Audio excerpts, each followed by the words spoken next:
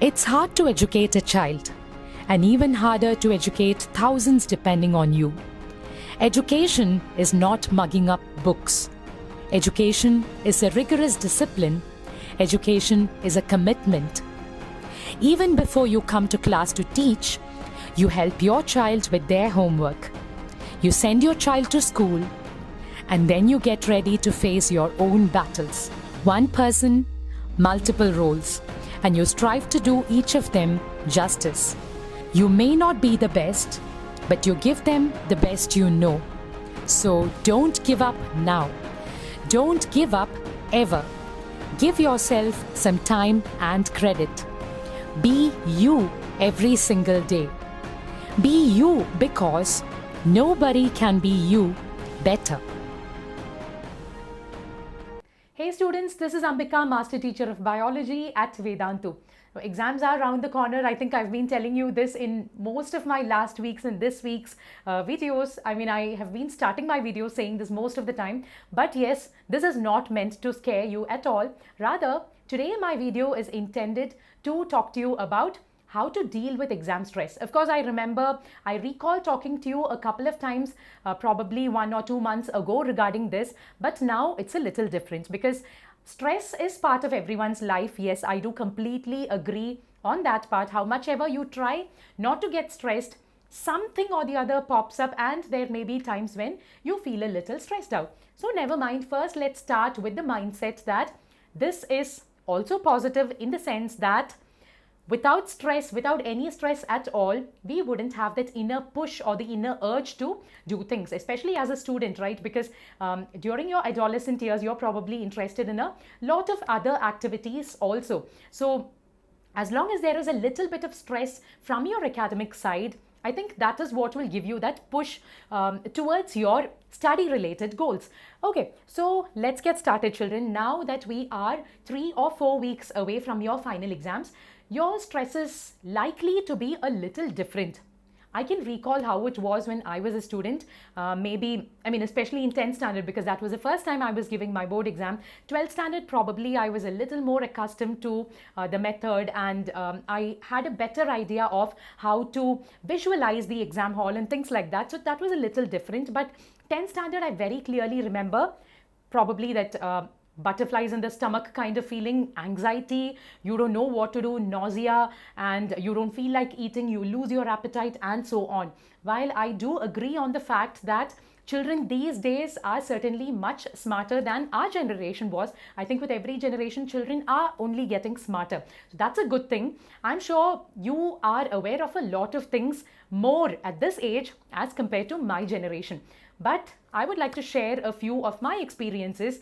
What were the things that used to give me exam stress a few days before my exam, and what were the things that worked for me through my experience as a student and as a teacher to help my students in order to overcome these. So yes, the good news is right there. I have already told you that you are not alone in this journey. There are a lot of things that you can do to cope up with exam related stress. Let's get started. Let's get to the root of the problem. What is it that is stressing you out? Most likely, it's probably the fear of failure or the fear of uncertainty. You're not sure if you have done enough preparation. You're not sure if your preparation is up to the mark. You are probably comparing yourself with your friend, a friend of yours who has managed to solve a lot of past year's papers, somebody else who's attending like very good classes wherein he or she is getting exposed to a lot of different kinds of questions and so on. Well, does this actually help? Thinking about all of this, does it help? I would say not at all. While I have also had gone through a lot of such similar thoughts during my exam holidays before 10th standard, trust me, this doesn't help at all. Okay, so just focus on what you have in hand, what your capabilities are, and think about what you can best do right now, this very second, this very minute, so that you can beat your stress. Remember, exam stress is nothing to worry about. It's just there. I think half of the reason many of us feel stressed out is because people around keep asking your parents, oh, are you worried? Are you tense that your child is in 10th standard? He or she is appearing for board exams for the first time. So are you anxious? Are you tense? So probably because of the hype, the board exam related hype, or whatever you would like to call it, whatever fancy term you want to call it, mostly I think it's just the seeming the ghostly nature of the exam, the board exams, that's created by conversations around by people, that's quite likely giving you stress. But remember, children, you are around 14, 15, 16 years of age. You have given so many class tests, you have given so many exams in your life, however small or big it may be. And this is going to be just like another one of those. The only thing being, they have given it a fancy term called 10th standard board exam. That's it. So why unnecessarily worry about that particular name? Don't think about that. It's just another exam. Okay? So keep that in mind. Then, of course, I can understand that another reason for your stress or anxiety is expectation from your parents' side, expectation from your teacher's side, and a lot of other things. Yes, as parents, as teachers, we tend to have a lot of expectations. Now I am experiencing a lot of things as a teacher and as a parent, but yes, I do remember those days when I was also worried about it as a student. Let's keep all that aside, because just fearing about that doesn't help. What you have to do is get into action. So as long as you do your part of the job, your part, as long as you do not waste any time, you utilize every single minute, every hour of your day wisely and systematically, everything else will automatically fall into place. And yes, these are perhaps the top reasons for your anxiety. There can be other things that you would like to add to it. Maybe things like you feel you do not have enough time to complete learning your portions. You feel that you do not have the ability to complete learning your portions, probably with as much sincerity as you would like to, and so on. While all of this is secondary, as I said, all that matters is live in the present moment. Do as much as you can. Go back and watch my older videos on smart study techniques, and a lot of our other videos, what other teachers have also been telling you about how to create a systematic 1-month timetable, and whatever else will help you out. Certainly, children, you will be able to do it. Okay, so now let's come to what you can do in order to beat all this anxiety or stress. Now, yes, some of you may be the kinds of students who do not worry about it at all. As long as you are that kind of a student, great, you are definitely on the right path. But yes, overconfidence is also not good. So keep in mind that you always have a little bit of scope for improvement no matter what. But for those of you who find it difficult to deal with negative stress and negative anxiety, there are a lot of things. The top ones, the top favorites of mine being meditation, yoga, physical exercise. I think I've told you this enough number of times, even in my previous videos. You may not be the kind of child who likes spending time on yoga, but trust me, even if not hardcore yoga, at least 5 minutes of meditation once in the morning and once in the evening can certainly calm down your mind, quieten your mind, which in turn ensures that you are able to focus with a lot more productivity than you would otherwise. Okay, so try it out. Try it out starting with 1 minute in a day, increase it to 2 minutes in a day, gradually try to do it at least for 10 to 15 minutes in a day, if possible, twice a day. Okay.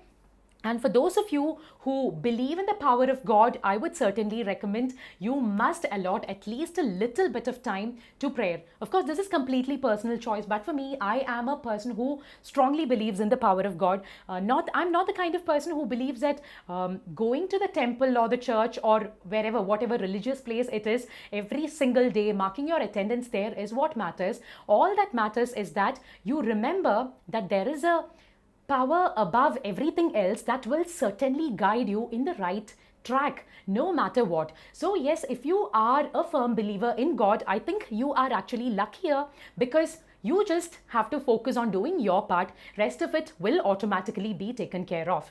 Okay, and then of course there's another golden tip that I want to give you, which has worked for me, but yes, as I said, which I realized a little later in my life, that it would be great if you could get familiar with the atmosphere in the exam hall. Why am I telling you this? Because most of the time for your 10th standard board exams and for major exams in India, your exam hall happens to be a different venue and not your usual school. So many times it can happen that this is also a kind of anxiety triggering thing in your mind. You don't know what kind of invigilator is going to be there. You do not know what kind of a place that is. You do not know how to visualize your exam hall in mind. So if possible, if at all it's possible, make sure you are able to at least visit your venue, at least from the outside of that school. I remember in my 10th and 12th, the venue was the same place. So by the time I reached my 12th standard board exam, I knew what kind of a place that was. I could visualize pretty much what my exam hall was going to look like. Well, this may not seem like a very, very helpful tip for some of you, but from experience, I have seen it actually helps a lot in reducing anxiety levels. I learned this actually, I realized this, the power of this tip actually when I was a university student, because as I said, I used to be the kind of student who used to be in a lot of extracurricular activities, especially in music. So it happened that when I was doing my final year of BSc, the youth festival, the intercollegiate youth festivals happen very frequently every year in Kerala. So this happened to happen in my hometown that particular year. So compared to my stress levels about my competitions in the previous years, the final year, my third year of BSc, I was fortunate enough to go visit the venue a day prior to my actual competition. And I had a look at the venue. I really got a feel of it. And then the next day, I could actually feel the calmness in my mind as compared to every other time, the little bit of stage fright that used to be there in my mind every single year before that. That is when I actually understood the importance of that. So this may not be practically possible for all of you, but if at all it's possible, children, definitely try and see if you can at least go visit your school, which is going to be your exam venue, at least from the outside, okay? Not on the eve of your exam, at least a few days before your exam. And last but not the least, remember, it's going to be just another day in your life. You have come along this way. You have come along in such a long journey, come through such a long journey. This is just going to be another day that's going to add its own value to it. So better not judge anything that's going to happen in the future by whatever negative thoughts you have. It will just pass on. All of us have also been through this situation, and we have also crossed and come to where we are now. And yes, every day is going to be a challenge, but yes, let's learn to face everything with a smile. And there we go. If you would like to add anything more to it, please feel free to add it in the comment section below. Until we meet again, this is Ambika signing off. Bye bye.